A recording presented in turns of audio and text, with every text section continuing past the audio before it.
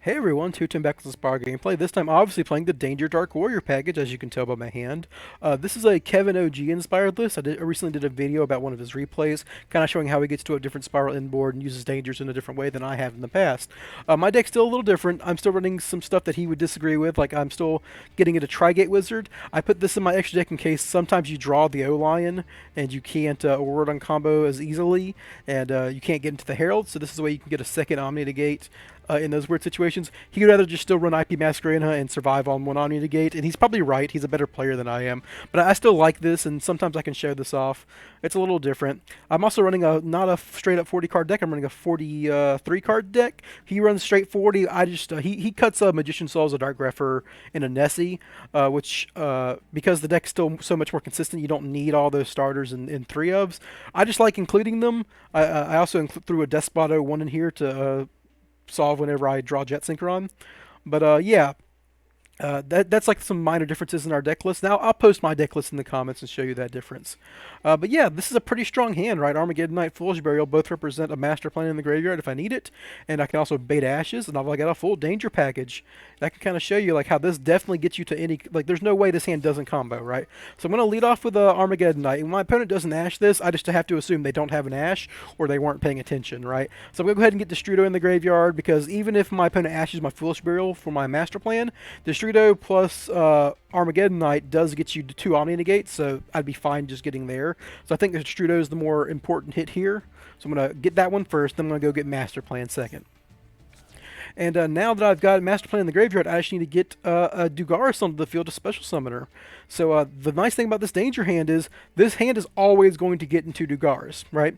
I'm going to activate Jackalope. So let's say I summon Jackalope, I discard Tsuchinoko, so I have Jackalope and Tsuchinoko on the field and I draw a random card.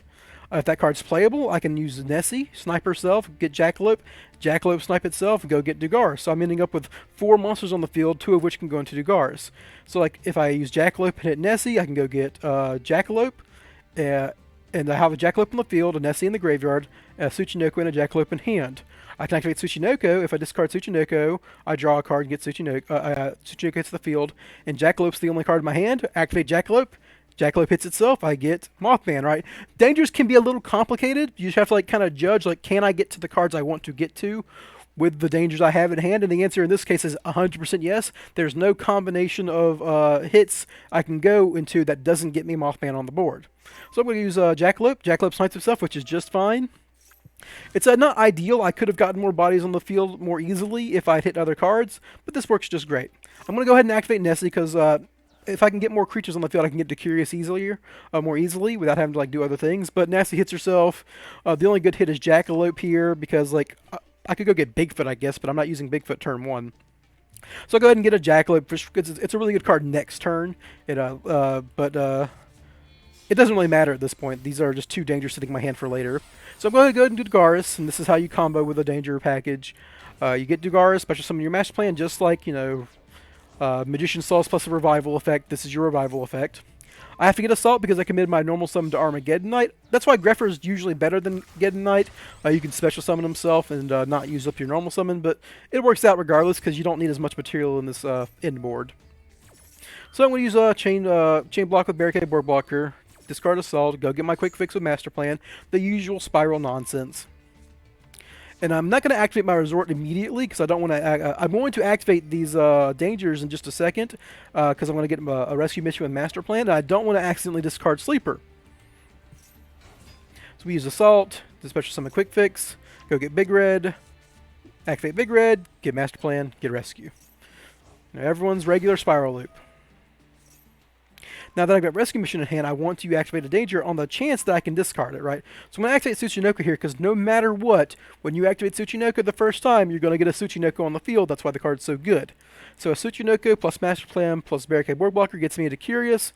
Curious gets me into Zephyros, and Zephyros gets me 2 Resort activations, and that's awesome. So I'm going to special summon Tsuchinoko. And actually, the funny thing is, I don't even need the 2 Resort activations anymore. I wanted 2 Resort activations because, one, I need an Agent, because I can't I can't special summon my drone anymore. I've used my Assault to special summon the Quik Fix. I need an Agent in hand to turn on my double Helix by checking the top card of their deck.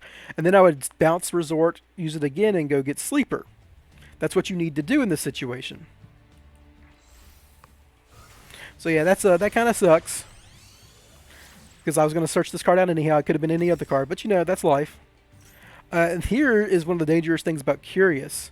So I milled Zephyros, which is exactly what you want. This card's amazing. But I end up having to discard my Sleeper off this effect. Curious randomly mills 3 cards on top of milling 1 card of your choice. And I discarded one of the Garnets in my deck I didn't want in the graveyard, right? I want this in my deck so I can go get it later with Resort. Now, technically, before I went to Curious, I could have used Resort to get Sleeper, but I was still thinking I might use this Jackalope later in my hand to get more material, so I didn't want to risk like getting Sleeper and like getting to a point where like, oh, I want to use this Jackalope, but I can't. That might have been incorrect. I maybe could have just gotten Sleeper and use Zephyros to get another card later, but who knows, right? This could have been a mistake. It could have been fine no matter what. I'm going to show you how I get around the fact that I milled my Sleeper later, which is a nice demonstration anyhow. I'm going to go ahead and use Destrudo while I've still got a 1-star creature in the field, so I can get him on the board. I'm going to bring back my master plan with Rescue, get Rescue, and then I'm going to turn these two into Helix. I have to get my Sleeper back, and now that I've got Agent in hand, I can call their top card. If I miss, that's fine. Helix is turned on, and I can recur my Sleeper. Sleeper back to hand, so now I'm good. Inboard saved.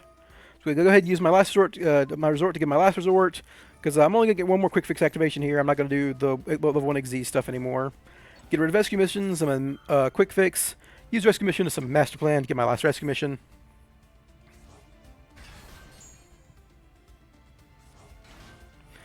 And he's going to get me my last Spyral card in Drone. Master Plan's going to get my last rescue. Use Zephyros, return Resort. Actually, I do have one more. I can get my last Master Plan off Resort just for another card in hand. And yeah, now I've got a whole filled up board. Now the downside here is I need 3 open main monster zones when I summon Auroradon to get all my tokens to do my combo. And that obviously is not the case here. So I'm just going to turn all this chafe. I'm going to summon Halkafyrax because might as well, right? Well, I've got the down pointing arrow, but it doesn't matter. But now that I used Halkafyrax, get my Jet Synchron, I'm just going to turn all of these cards into an Appaloosa. That's one of the great things about this kind of setup is I don't need to go into Trigate. I don't need all those creatures to make a Nightmare Phoenix and a Trigate and a Helix, right? I just need big Appaloosa because my Omni negates are going to come from Halkafyrax. Halk's going to go into Auroradon, and now I'm locked out of Link Summoning. I'm going to fill up my board.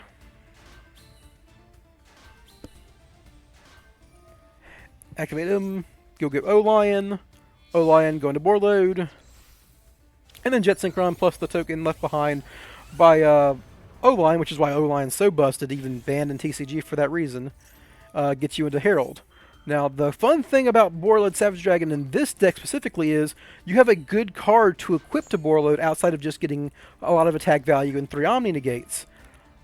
Curious, even as an equip card, when sent from the field to the graveyard by an opponent's card effect, let's say a Harpy's Feather Duster, will get me a card from my graveyard to my hand. That's incredible, right? It's a +1 and my opponent outs my Boarload. We'll go ahead and discard Rescue Mission. It's the best card to discard for Jet Synchron.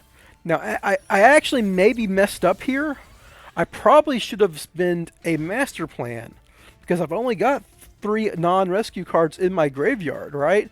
I've got a Double Helix, a Master Plan, and a Big Red, and that's it. Those are the only 3 cards I can banish besides the Rescue Mission to summon my Sleeper. If I discarded a Master Plan, I would still have Rescue in hand, which I could just set and use as a card. And I could get rid of my Master Plan instead of the other cards. But at this point, I've gone to Herald, so it's too late for that. I've stopped that. Maybe before I went to Herald, I should have summoned my Sleeper and used Jackalope to discard a Spyral, discard like an Agent, Master Plan, or Drone, because that would allow my Rescue Mission to still have some fodder in the graveyard to special summon on my opponent's turn. That's maybe like a small misplay from me that I wanted to point out. But, yeah, I'm just going to drop Sleeper regardless now, and equip Last Resort, and pass to my opponent. So let's talk about the strength of this board compared to Tri-Gate setups. Strength number one, you get a big Appaloosa, right? Normally when you're doing Tri-Gate setups, you can't get more than a 3 material Appaloosa because you're almost always turning a Helix or a Barricade Port Blocker plus 2 material into Appaloosa because you can't use too much extra material because you need that for Tri-Gate, right? So you have a bigger Appaloosa, 1 or 2 more negates than average. 2, your board is less outable by like a Kaiju, right? If your opponent had a Kaiju, they Kaiju your Appo, that turns off your Tri-Gate and you lose all your Appo activations. If your opponent Kaiju's your Appo here, you still have all of your Omni negates. 3, Herald of the Arclight is not just an Omni negate, it is a Floodgate, which is going to be incredibly relevant in this matchup in particular, which I'll show you, but also, not just as a Floodgate, it also prevents your opponent from outing your board with another good going second card, Forbidden Droplets. Right, Forbidden Droplets, to not be omni-negated by a Herald of the Arclight or a Borderland Savage Dragon, would have to send a monster to the graveyard. You cannot send monsters from your hand to the graveyard, so your opponent would have to like normal summon a monster, activate Forbidden Droplets, and send that monster from the field to the graveyard to get around the Herald and Borderland omni-negates. That would be incredibly bad for most opponents. They have to waste their normal summon on a way to turn on Forbidden Droplets. So that makes it way, and also, like, they can't even send cards from their hand to the graveyard still because, like, if they're creatures, if their hand's like Forbidden Droplets 4 creatures, that's 1 negate on Herald, I guess, and then they can start using the creature effects for your Appaloosa. It's just really hard to out this board with just a Kaiju or just a Forbidden Droplets, and that's why it's so powerful, right? That's one of the main benefits of it. Downside is, sometimes, like, the Tri-Gate Omni-Negate is more ubiquitous. It's just when any card is activated, and that does come up sometimes. And your board isn't, like, immune to a creature just attacking you. Right, like the Nightmare Phoenix setup, if you have Nightmare Phoenix Tri-Gate Sleeper, none of these cards can be destroyed by battle. So you're technically weak to, like, a weird inherent special summon that can't be Sleeper popped and then attacked over your Herald. But that's such a corner case scenario, it doesn't come up very often. So yeah, I'm just going to go ahead and, for my Spyral Resort upkeep, I'm going to send Tsuchinoko to my deck. And let's see what my opponent does. So their Lyrilusk, Tri-Brigade Lyrilusk, we saw 1-for-1 on top of their deck with the Aged and the Helix, so we knew it was some deck that runs 1-for-1. And once you see Tri-Brigade plus 1-for-1 means Lyrilusk. My opponent's about to, maybe they didn't have any other options regardless, but like, my opponent's about to have a bad time. They're going to discard a Kit off Karis, which is normally an amazing play in Tri-Brigade, but Herald of the Arclight makes Kit go to the Banish Zone, not so she doesn't get her effect. That is one of the best things about Herald of the Arclight. It is an amazing floodgate. It's almost like a Banisher of the Light or a Macrocosmos for a lot of decks, because most of the cards you want to send to the graveyard in most decks, besides like Sky Striker, are monsters. So I'm going to negate Kara so he doesn't get a summon. And now that this has happened, I know my opponent's got 2 useless cards in hand. They've got a 1-for-1, which can't send a monster from hand to graveyard because of Herald. They've got a Karis that's been negated on his once per turn effect. Now my opponent's got 3 cards to help my Omni negate and my pop and my Appaloosa. They go ahead and play a spell card. I'm just going to go ahead and negate that. My opponent's got 2 cards left out my board. And they're going to go ahead and play a Pot of Desires. I'm not going to. I want my Herald to stay on the field to keep their Tri-Brigade effects offline. So I'm just going to go ahead and let this resolve. So now my opponent's got 2 random cards down my board. A Tinky, that's fine. I don't think anything they can get off a Tinky. Like if they end up getting a Zodiac, I'm going to pop it with. Once they go into battle phase, I'm going to pop it with Sleeper. If they get a Tri-Brigade, most of the Tri-Brigade monsters are turned off by Herald of the Arclight. My assumption here is my opponent's going to normal summon this Fractal they search and attack over it and force my Sleeper activation and maybe try something else. But nope, they go ahead and use his effect to send himself from field to graveyard, which does work. That does get around Herald, but it sends a Nerval from deck to graveyard. It's like my opponent figured out how to get around Herald by normal summoning it, but that doesn't work here because you don't get the Nerval effect. I don't know, man. Like, if they had normal summoned Nerval, I would have had to, like, they would get the effect off by, like, turning into an Almirage, and I would have to negate that with Appaloosa still. So they could have forced an Appaloosa negation, but this Fractal play just did nothing. And now they've got 2 cards left to answer. They got a 1-for-1 and a Karis in hand and 2 randoms, but they got 2 cards left to answer my Appaloosa, Sleeper, and Arclight. And turns out they don't have it. They just don't have it. That's game, right? And this is one of the good things about this deck. It's way stronger against Tri-Brigade. For instance, your main setup your Trigate Omni Negate setup is kind of weak to Tri Brigade because they can force your Appaloosa activations and then start going off in the graveyard and like using their effects on the board. Like they can special summon the Chaos, use its effect. You have to like negate that with Appaloosa. You have to negate their Narval with Appaloosa. Then they can like start special summoning Link monsters by with their Chaos and their normal summon. It gets really nasty and like once you've blown through your negates, Assurig just answers your board easy. A non-targeted Omni Negate's going to pop your sleeper toot sweet. Not Omni Negate, a non-targeted banish. So yeah, this is like a much better deck against Tri Brigade. I hope you guys enjoyed that, and that's like why you would run this kind of package. One of the perfect explanations and showcases like how you can completely stomp a tier 1 deck like Tri Brigade variants with just one little 1000 defense Omni Negate boy. Have a good one, guys.